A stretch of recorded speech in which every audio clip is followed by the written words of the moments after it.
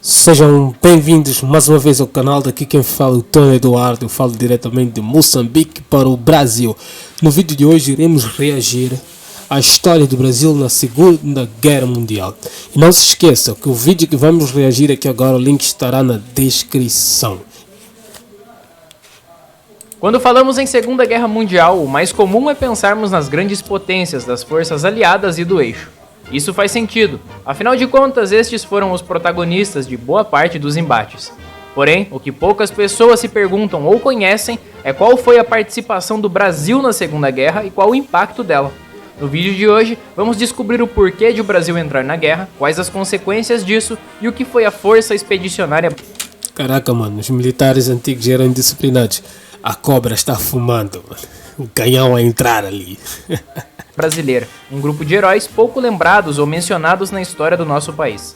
Sem mais delongas, sejam bem-vindos a mais uma História do Mundo. Antes de pularmos de cabeça na Segunda Guerra, precisamos antes entender o que se passava no Brasil durante este período. Depois da crise de 1929, que se você não sabe o que foi, é só clicar no link aí no card, dois países que iriam se destacar durante a década de 30 no cenário mundial seriam justamente os Estados Unidos e a Alemanha. Os americanos, sob a liderança de Roosevelt e o seu plano de recuperação econômica, o New Deal, vinham ganhando cada vez mais força na economia internacional. Do outro lado da moeda temos a Alemanha, que sob o comando de Hitler a partir de... Esse foi aquele grande embate entre Hitler e Roosevelt. As duas potências querendo governar, então houve esse choque. De 1933, também vinham com um forte crescimento econômico e militar. Na década de 30, nosso país era comandado por Getúlio Vargas. Para tentar estabelecer novos laços econômicos após a crise que havia afetado o mercado mundial e o Brasil, Vargas havia já se aproximado, por exemplo, da Alemanha, esta que comprava produtos como algodão e café do Brasil em troca de fornecimento de armamento e desenvolvimento industrial. E além disso, possuíam também uma presença significativa no sul do Brasil, onde até mesmo focos nazistas existiram antes da guerra. Além da Alemanha, Vargas também garantiu acordos com a Itália de Mussolini para adquirir submarinos. E até aqui parece que o Brasil tinha tudo para se aliar às forças do eixo. Mas acontece que, na verdade, a política que Vargas mantinha era uma que buscava se manter o mais neutro possível no mercado externo. E foi por isso que também fez compras de material bélico com americanos e ingleses. Os Estados Unidos viam essa aproximação de Vargas com os alemães como uma ameaça. E foi por isso que tomaram medidas que visavam aumentar a influência americana no Brasil e América Latina. A política de aproximação americana era conhecida como política da boa vizinhança. Em 1937 é instalado no Brasil por Vargas o Estado Novo. E dentre as diversas mudanças que vieram com isso, como a abolição de partidos políticos, centralização de poder e um certo autoritarismo que ironicamente era muito semelhante ao que ocorria na Itália fascista, o Brasil corta relações comerciais com a Alemanha. Isso não quer dizer que havia conflito entre os países, pelo menos por enquanto. Por outro lado... Então, o Brasil cortando a aliança com a Alemanha, aliou-se aos Estados Unidos. Será que é isso? As relações com os americanos apenas aumentavam, com vários acordos econômicos que garantiu aos Estados Unidos concessões na indústria da borracha e também permissão para a construção de bases aéreas no nordeste do Brasil para a companhia de aviões chamada Pan Air. Bases estas que iriam ser utilizadas pelos americanos como bases militares para seus soldados em certo momento. Destes acordos, o que Vargas buscava conseguir era a industrialização do Brasil com apoio americano, coisa que de fato ocorreu com a criação da Companhia Vale do Rio Doce em 1942 e a Companhia Siderúrgica Nacional em Volta Redonda. Além da influência econômica, cabe ressaltar o grande papel da propaganda americana em países latino-americanos que tinham a intenção de propagar a cultura e imagem de superioridade americana. Até esta altura, nem os Estados Unidos nem o Brasil haviam se envolvido com a Segunda Guerra, que já havia começado em 1939, já que ambos os países faziam de tudo para se manter neutros no conflito. Para os Estados Unidos, tudo mudou em 1941. Neste ano ocorreu o ataque em Pearl Harbor. Este acontecimento fez com que os americanos tomassem parte da guerra ao lado dos aliados. Mas não pense você que o Brasil seguiu eles para... Quer dizer, foi a partir daqui que os Estados Unidos decidiu entrar nesta guerra. A guerra só por conta disso. Na verdade, iria demorar mais um pouco até que alguma ação fosse tomada. Antes de partirmos para a ação brasileira na guerra, quero antes falar sobre a criação de importantes órgãos para o Exército Brasileiro.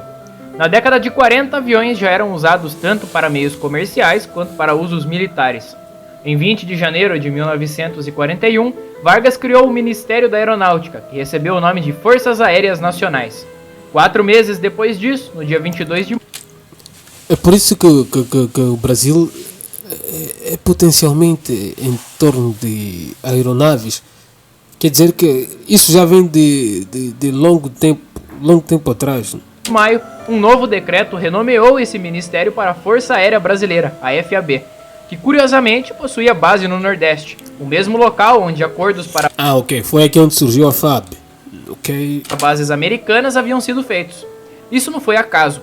Em 1941, Brasil e Estados Unidos assinaram acordos de cooperação, onde em troca de território para suas bases no nosso país, os americanos iriam fornecer treinamento e aeronaves para a Força Aérea Brasileira. Para os Estados Unidos isso seria perfeito. Quando estes acordos foram feitos, os dois países ainda não haviam entrado na guerra, mas tudo fazia parte do plano de presença americana na América Latina. Toda essa movimentação era observada pelos diplomatas alemães que reportavam tudo para a Alemanha. Vejam que a aproximação americana com o Brasil vinha acontecendo lentamente há já alguns anos, mas tudo estava prestes a ser oficializado, por assim dizer.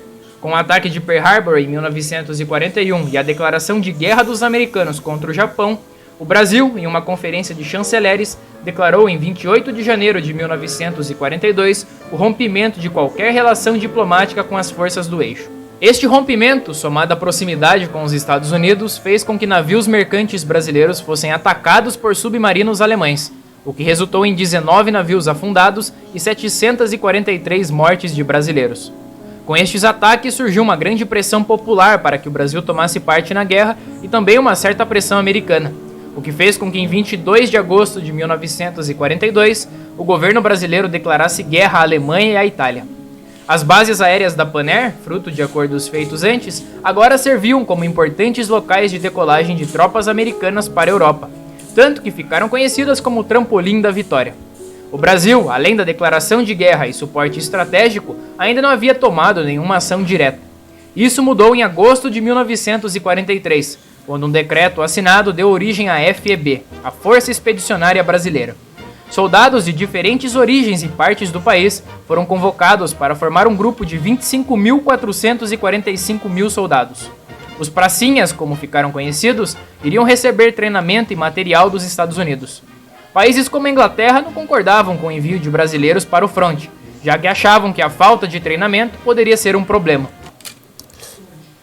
Quer dizer que essa união incomodava aos outros países, tal dito como a Alemanha, tanto aqui a Inglaterra. Até o início de 1944, apesar da pressão popular para a participação na guerra, os soldados ainda não haviam partido, e os críticos diziam que era mais fácil uma cobra fumar do que a FEB embarcar. Ironicamente, esta frase fez com que o símbolo da FEB fosse uma cobra fumando um charuto, e também tornou o lema "A cobra está fumando" como marca então isso virou uma marca, a cobra está fumando, dos pracinhas. No dia 2 de julho de 1944, a FEB, contrariando seus críticos, partiu em direção à Itália, onde iria se juntar ao 5º Exército Americano. Em 16 de julho, eles chegaram finalmente na zona de combate. O Brasil seria o país latino-americano que mais enviaria tropas para a Europa. A campanha da FEB na Itália duraria 7 meses e 19 dias. A primeira ocorreu em 16 de setembro, com o avanço de um batalhão na região do rio Sérquio, o que resultou na conquista de Camaiore. Os brasileiros iriam lutar em duas frentes, a do rio Sérquio e a mais desafiadora, que foi no rio Reno. Vale ressaltar que a Força Aérea Brasileira também participou dos conflitos, com 374 militares e 28 aviões. Em fevereiro de 1945, o último ano da guerra, todo o efetivo da FEB estava unificado na Itália. No final do ano anterior, haviam ocorrido 4 tentativas fracassadas de tomar Monte Castelo de soldados alemães. Mas em 21 de fevereiro de 1945, com a famosa Batalha de Monte Castelo, as forças brasileiras conseguiram derrotar os alemães e tomar a importante localização. Caraca, mano. As forças brasileiras conseguiram derrotar as forças alemãs? Porra! Mano, isso é incrível, pô. Completamente incrível, mano. Este foi um dos feitos mais importantes da FEB, e serviu para mostrar a maturidade que os pracinhas ganharam, mesmo tendo chegado no fronte há pouco tempo. Outras batalhas importantes que mostraram a eficiência dos brasileiros foi a ocupação de Castelnuovo e também a ofensiva final dos aliados em sua campanha na Itália, que ficou conhecido como a Batalha de Montese, que terminou em 14 de abril com a conquista da FEB. Os pracinhas libertaram vilas e cidades, capturaram 20.573 soldados inimigos. A campanha brasileira na Itália... Oxa, quer dizer, o Brasil representou-se bem nessa Segunda Guerra, mostrou que realmente é uma potência polivalente. Terminou em 2 de maio de 1945 com o cessar-fogo no fronte italiano.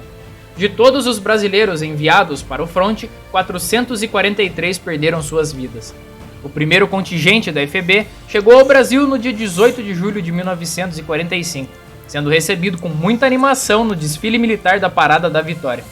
Vargas se empenhou em trazer de volta e desmobilizar o mais rápido possível a FEB, que havia lutado e combatido regimes totalitaristas com os quais o seu governo tinha muitas semelhanças. Isso foi um dos fatores que ofuscaram os esforços e conquistas dos soldados brasileiros na Segunda Guerra. O Estado Novo de Vargas ia totalmente contra a luta pela liberdade que os pracinhas haviam tanto se empenhado e dado até mesmo a vida na Europa. A FEB foi extinta oficialmente em 6 de julho de 1945, com um aviso do ministro de Guerra. Ao longo dos próximos anos, os feitos e os soldados que participaram da campanha na Itália foram caindo cada vez mais no esquecimento e até mesmo sendo caçoados por pessoas que minimizam a presença da FEB na Itália, dizendo que eram regiões sem importância. O contingente brasileiro foi pequeno, isso é fato. Mas o que estes poucos homens conseguiram conquistar com pouco treinamento, armamento e condições adequadas foi suficiente para impressionar até mesmo exércitos de outros grandes países. Na Itália... Caraca, mano, isso é um marco. Isso é um marco, não tem como, sem sombra de dúvida. Um pequeno contingente desse, pouco bem treinado, com armamentos armamentos meio precários. Caraca, mano, foram realmente super-heróis. Várias cidades batizaram ruas e praças com o nome de Brasil. Na cidade de Pistoia, até mesmo um monumento em homenagem aos pracinhas mortos em combate ainda é conservado. Talvez seja a mania de olhar mais a grama do vizinho e cultivar heróis de outros países em detrimento de nossos próprios heróis, que a FEB seja hoje tão esquecida por tantas pessoas. Espero que com esse pequeno resumo e também homenagem aos soldados brasileiros que lutaram verdadeiramente contra o fascismo e nazismo, você, que não conhecia os feitos de nossos heróis, passe a olhar um pouco mais para a história do nosso país e comece a apreciar a riqueza que ela guarda. Se você gostou desse vídeo e quer ajudar o nosso canal, deixe o seu like, que é muito importante, e também deixe um comentário sobre o que achou da história. Se ainda não é inscrito, já clica no botão e ative as notificações para saber quando sai vídeo novo. Caso tenha interesse em saber mais sobre a FEB, vou deixar na descrição o link de um site com muitas informações, artigos e histórias sobre os pracinhas. Também estará na descrição o Insta do canal, não se esqueça de nos seguir. Por hoje é só e espero vocês na próxima História do Mundo. Até lá! Então, chegamos até aqui ao fim do vídeo.